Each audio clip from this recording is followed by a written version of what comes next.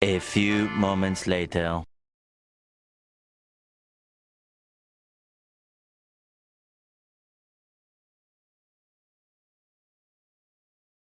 Okay.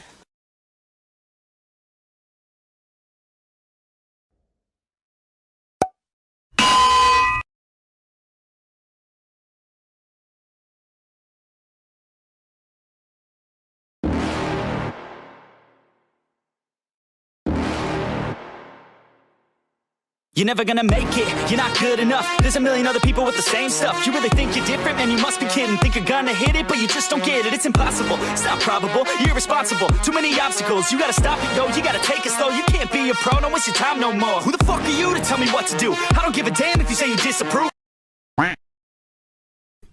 Easy! Oh hell no!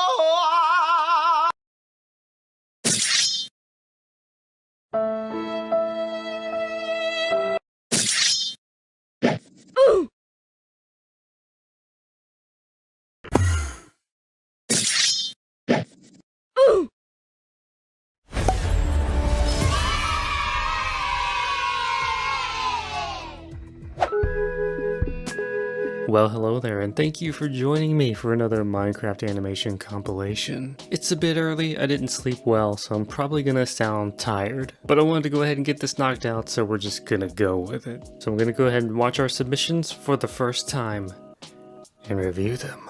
So this submission here by Blocky Gamer is not too bad. It moves really quickly, and I think some of the sound effects used kind of create that sense of things kind of happening rapidly, but it seems pretty good for you know, what's presented. The main thing that I noticed here in my first go through watching it is this bit here, where this movement here is rather slow. I understand the idea of trying to create a sense of struggle here, but maybe adding some more keyframes you can use that I can't remember the name of it, but there's a transition that's like a very squiggly line.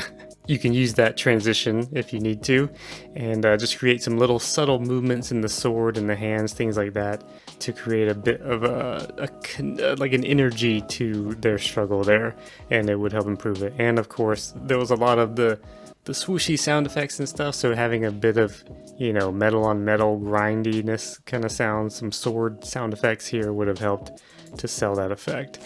One thing I did like here is like this bit of how he died and despawns. Pretty cool and creative way to capture the death in Minecraft visually. The main issue I have with this submission though is this scene here. It clearly says Anxious Cynic won the game, and the theme here is mini games, and I have never won a mini game in my life, so 10 out of 10 for the animation, 1 out of 10 for the fake news.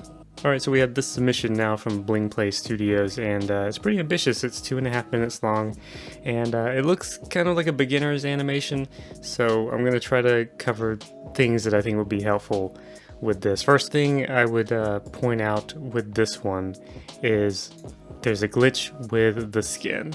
That's something you should look out for. Make sure that the skins are properly aligned so you don't have that issue with weird, you know, transparent areas.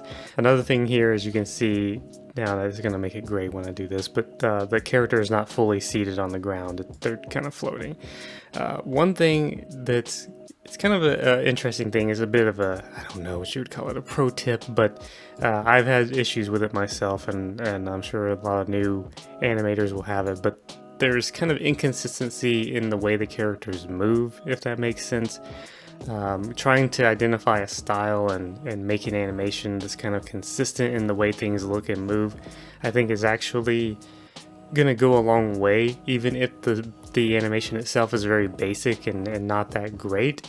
As long as it's consistent, I think it will kind of help the overall animation. So you kind of have these movements where the character is kind of like has more bends, and other movements where they're kind of just more blocky, and like the default walk cycle here, like the character is kind of just floating down and things like that. So like having a consistent style, like when maybe there's not as much bending and more of a blocky movement, versus like sometimes things bend and look smooth and other times they're more blocky, I think kind of creates a sense of like amateurness, even if the animation itself is very basic and not the best. I think you can get away with that as long as it's more consistent.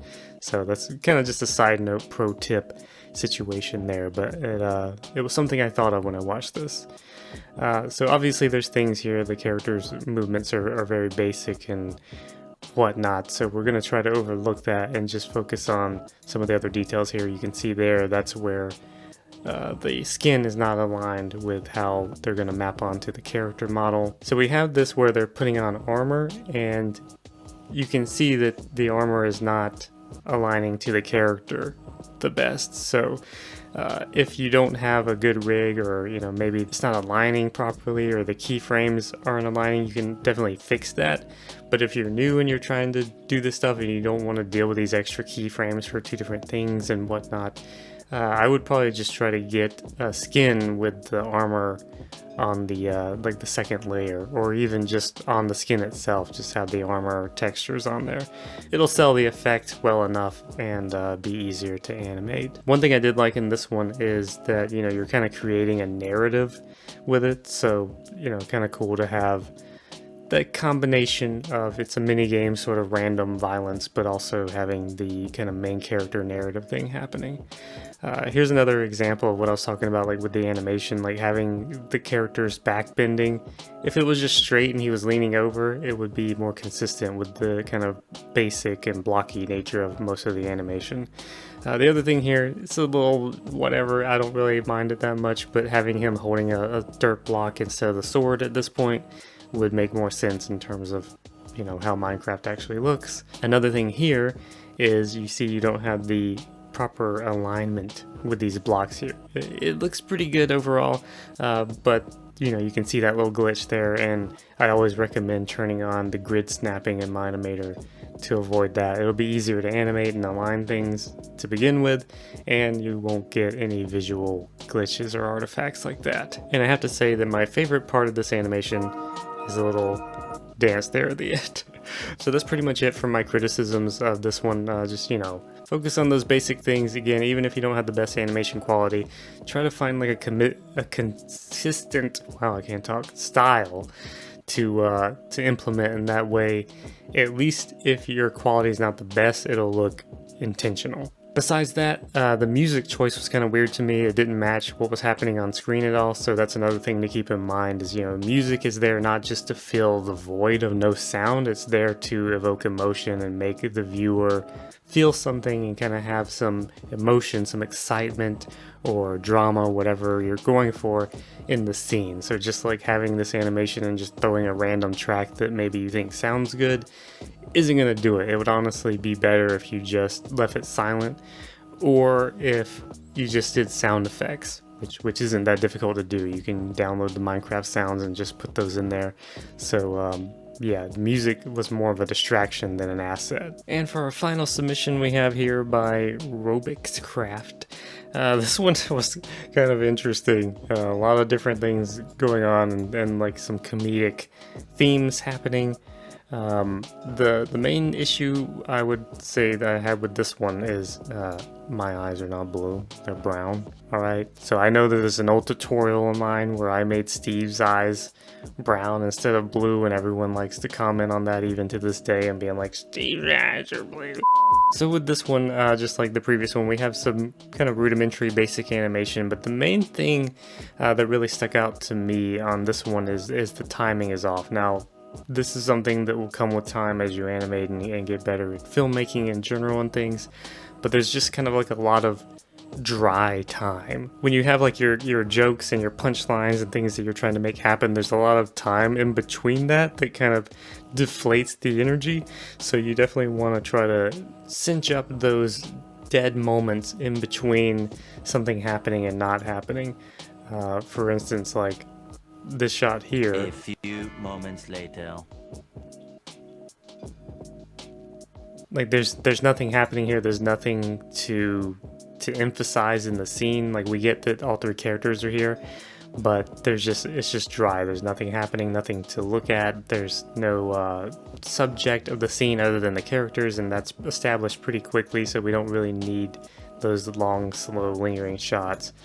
I think we have another thing here. First of all, no sound effect there. The sound effects will go a long way, just like when you have the sound effect there when the shovel pops in. Like the sound effects in this kind of animation are definitely going to go a long way to selling what you're trying to do here.